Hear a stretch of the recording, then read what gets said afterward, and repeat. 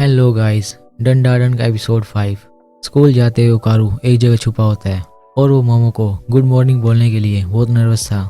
कल तक जो यूएफओ की स्टोरी लेके मोमो के पीछे पड़ा था, आज उसे मोमो से शर्म आने लगी थी। वो कहता है, मैंने गुड मॉर्निंग बोलने की बहुत प्रैक्टिस की है, पता नहीं मोमो को बोल पाऊंगा या नहीं।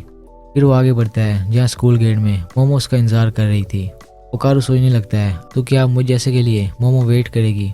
इसका पता लगाने का एक ही तरीका है। वो मोमो को इग्नोर करके जाने लगता है तो मोमो से टक्कर मारती है और कहती है, तुम लेट हो गए हो, जिससे ओकारू को यकीन हो जाता है कि मोमो उसका इंतजार कर रही थी। ओकारू अपनी क्लास में जाता है, उसका फेलो उसे टक्कर से नीचे गिरा देता है। ओकारू अपनी सीट पे आ जाता है। वो कहता है, मुझे अब सबको माफ करते रहना चाहिए बिकॉज मेरे पास अब एक क्यूट सी फ्रेंड है। दूसरी ओर मोमो बहुत बेजार हो चुकी थी। उसकी सहेलियां गॉसिप करने लगती हैं कि शायद ये अपने एक्स बॉयफ्रेंड को मिलने गई थी और उसने इसे रिजेक्ट कर दिया, जिस वजह से ये कल स्कूल नहीं आई और इसने अपने सेल भी तोड़ दिया। मोमो टेबल पे सर रख देती है। वो कहती है, मैं ओकारू से एलियंस के बारे में बात करना चाहती हूँ। दूसरी ओर ओकारू का भी यही हाल था। वो मोमो से भूतों की बात करने के लिए डेस्परेट हो रहा था। रिसेस टाइम होता है। क्लास के बाहर स्टूडेंट्स की भीड़ लगी थी। दोनों स्टूडेंट्स के बीच से रास्ता बनाते हुए एक दूसरे को मिलने जाते हैं, लेकिन इतना करीब होके भी दोनों एक दूसरे को मिस कर देते हैं। मोमो ओकारू की क्लास में कहती है, मुझे ओकारू से मिलना है। ओकारू का फेलो कहता है, उस लड़के का असली नाम बताओ। ओकारू कोई नाम नहीं है। मोमो कहती है, वो ओकाल्ट जैसा दिखता है। वो लड़का कहता है, शायद ओकाल्ट कैफेटेरिया होगा। ओकारू मोमो की क्लास में उसका पूछने जाता है, लेकिन उसकी आवाज़ ही नहीं निकलती। मोमो का क्लास फेलो पूछता है, कहना क्या चाहते हो? इसके बाद वो दोनों क्लास के बाहर आते हैं। उन दोनों की पीठ एक दूसरे की तरफ थी। मोमो कहती है, ओकारू कैफेटेरिया में हो, ऐसा नहीं हो सकता। मोमो कोब में जाती है तो ओकारू कैफेटेरिया में। मोमो कैफेटेरिया में आती है तो ओकारू कोब में। रिसेस खत्म होने वाली थी। दोनों थक हार के बाहर बेंच पे बैठ जाते हैं। वो दोनों एक दूसरे के इतने करीब होते हुए भी दूर थे। ओकारू सोचने लगता है, मोमो शायद मुझे पसंद नहीं करती या मैं उसकी फ्रेंड लिस्ट का बस एक कैंडिडेट हूँ। मोमो सोचने लगती है, ओकारू सुबह से अजीब बिहेव कर रहा था, शायद उसे लोगों से मिलना पसंद नहीं, मुझे उसे फोर्स नहीं करना चाहिए। दोनों अपनी सोचों में गुम उठ के जाने लगते हैं और दोनों टकरा जाते हैं। किस विस हो जाती है और उनके दांत भी टकरा जाते हैं। ओकारू कहता है, मैं कब से तुम्हें ढूंढ रहा था। मोमो कहती है, वो मेरी लाइन है।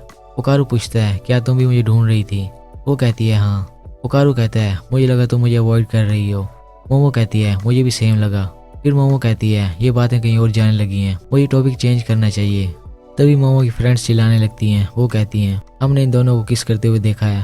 मोमो कहती है, मैं इस बेवकूफ़ को कभी किस ना करूं। ओकारू कहता है, मुझे भी कोई शौक नहीं तुम जैसी को किस करने का। मोमो कहती है, मुझसे बात मत करो। ओकारू कहता है, मुझे शौक नहीं। वो दोनों फिर से अलग हो जाते हैं। ओकारू वॉशरूम जाता है और सोचने लगता है, मुझे मोमो से माफ़ी मांगनी चाहिए। वो मूतने के लिए जिप खोलता है और अंदर से फिर कुछ गायब था। दूसरी ओर मोमो की फ्रेंड्स ने उसे घेर रखा था।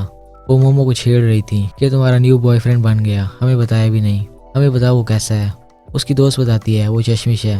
मोमो चिल्लाती है, हमारे बीच ऐसा कुछ नहीं है। तभी ओकारू वहाँ पहुँच जाता है। वो मोमो से कहता है, मुझे तुमसे ज़रूरी बात करनी है।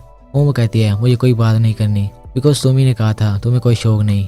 ओकारू कहता है, मैं सुबह से तुमसे बात करने के लिए मरा जा रहा था। मोमो कहती है, मेरा कोई मूड नहीं, भाग जाओ यहाँ से। ओकारू कहता है, तो मेरे साथ दोस्ती करने में तुम्हें एम्बैरेसमेंट हो रही है। फिर वो चला जाता है। मोमो की फ्रेंड्स कहती हैं, तुम्हें ऐसा नहीं करना चाहिए था। छुट्टी के वक्त एक लड़की ओकारू से टकरा जाती है। वो लड़की कहती है, सॉरी, तुम्हें लगी तो नहीं? ओकारू कहता है, नहीं, मेरी गलती थी। ओकारू जाने लगता है तो वो लड़की कहती है, तुम एक काइंड लड़के हो। और ओकारू लाल पीला होने लगता है। मोमो भी उसी तरफ आ रही थी। वो इन दोनों को एक साथ हंसता देख लेती है। एरा ने ओकारू पे हाथ भी रखा हुआ था। मोमो सोचने लगती है, इसने तो कहा था इसका कोई फ्रेंड नहीं है। आयरा ओकारू को बाय करके अपनी फ्रेंड के साथ जाने लगती है।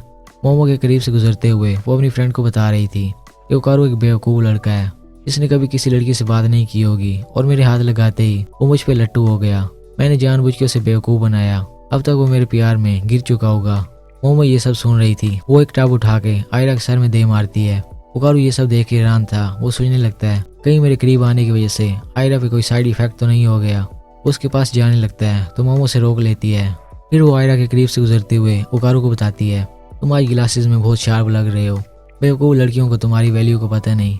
कुछ लड़कियों के सर में वाश टब गिरना उनके प्यार में गिरने से ज़्यादा बेहतर है। इसके बाद रोड पे मोमो सॉरी करती है। वो बताती है, एक्सीडेंटल किस की वजह से मैं कुछ हाइपर हो गई, वरना मैं भी तुमसे बात करना चाहती थी। फिर ओकारू बताता है, मुझे एक नया मसला है। मोमो कहती है, अब क्या? ओकारू कहता है, हमने टर्बो ग्रानी को हराया था। मोमो कहती है, हाँ, और तुम्हारा बनाना भी वापस लाया था। ओकारू कहता है, अब मेरे बाल गायब हैं। मोमो हंस हंस के पागल हो रही थी और साइकी उकारू से कहती है, मैंने तुम्हें कहा था मुझे चेक करने दो, तुमने अपनी बात चेक क्यों नहीं की। उकारू कहता है, बनाना वापस आ गया तो मुझे लगा सब कुछ ठीक हो गया। साइकी कहती है, अब मुझे चेक करना पड़ेगा, वैसे भी तुम्हारा बनाना एक पेंसिल है। उकारू कहता है, कह तो ऐसे रही हो जैसे तुमने देख लिया हो, मैं तुम्हें चेक नहीं करने दूंगा। साइकी कहती है, फिक्र ना करो, मैं तुम्हारी सोल को चेक करूंगी। फिर साइकी डिफरेंट एंगल से उकारू को शीशे में देखती है।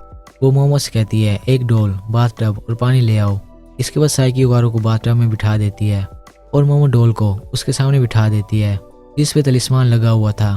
फिर साइकी पेपर फैन उकारू के सर में मारती है। उकारू कहता है, ये क्या कर रही हो, ये क्या मजाक है। साइकी कहती है, चुप करके बैठो। वो मोमो से पूछती है, तुम्हें कुछ अजीब फील हुआ। मोमो बताती है, जब इसे पेपर फैन लगा तो इसका ऑरा थोड़ा सा चेंज हुआ।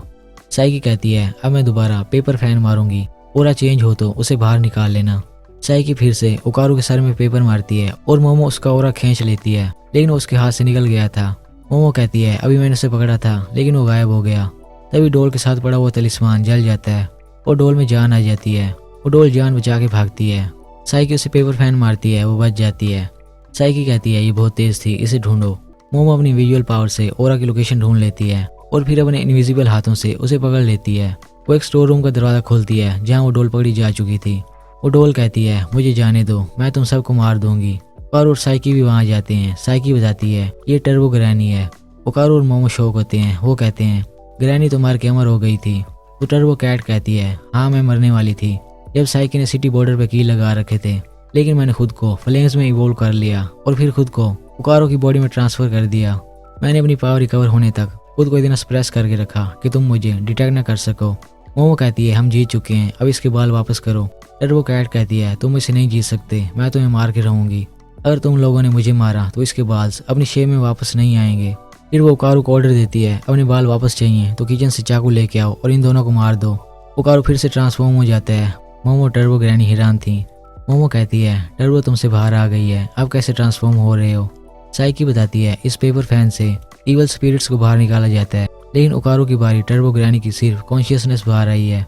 उसकी इवल पावर उकारू के अंदर है जिसके कारण वो ट्रांसफॉर्म हो रहा है, जिसका मतलब ग्रैनी की सिर्फ कॉन्शियस डोल में आई है। साइकी बताती है, यहाँ सिर्फ मैं ही किसी की कॉन्शियस को उसकी बॉडी में वापस लुटा सकती हूँ, मीन के अब ग्रैनी डोल से उकारू में नहीं घुस सकती। ग्रैनी कहती है, तुम तो मेरे लिए मास्टर हो। साइकी उसे पेपर फैन से पीटने लगती है। उकारू नॉर्मल हो जाता है। मोमो पूछती है, तुम ट्रांसफॉर्म कैसे हुए। उकारू बताता है, पता नहीं, मुझे बस गुस्सा आ गया और मैं ट्रांसफॉर्म हो गया। गुस्सा ठंडा हुआ तो मैं नॉर्मल हो गया। इसके बाद टर्बो कैट अपनी जान बचा के भागती है और साइकी उसे पेपर फैन से मारने लगती है। मोमो कहती है, बस कर दो। फिर वो टर्बो कैट से कहती है, हम इस लड़ाई को यहीं ख़त्म कर देते हैं, तुम इसके बाल वापस कर दो, हम तुम्हारी पावर वापस कर देते हैं। टर्बो कैट कहती है, ठीक है। मोमो कहती है, चलो बाल वापस कर दो। टर्बो कैट कहती है, मेरे पास नहीं है।